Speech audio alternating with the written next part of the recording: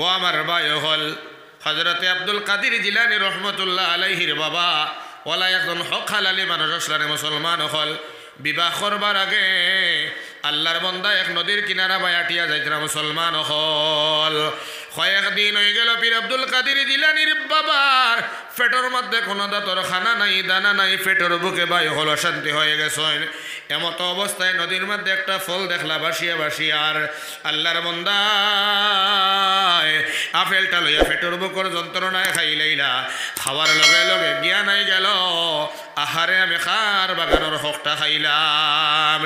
যদিন কিয়ামতের দিন আপেলর বাগানোর মালিকে আপেলর দাবি জানাইয়া দে, হক দাবি জানাইয়া দে, তাহলে আমি আর আল্লাহর জন্য তো যাওয়া সম্ভব হইত নাই।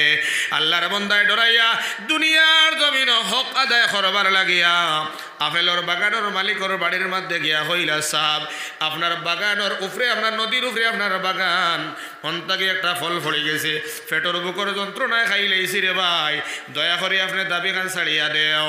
হি বেটায় কইল দাবি সুজা ছাড়তাম নাই, ফাক্কা 12 বছর যদি আনা বেতনে কাম করো আমি দাবি ছাড়বো, নতবা আমি দাবি ছাড়তাম নাই। আল্লাহর বন্দায় আল্লাহর ডরে জাহান্নামর ভয়ে 12টা বছর আনা বেতনে খাম করিয়া আপেলর দাবি ছুটাইছেন মুসলমান। হৌ জায়গাতে একটা আপেল খাইয়া দাবি ছুটাইলা।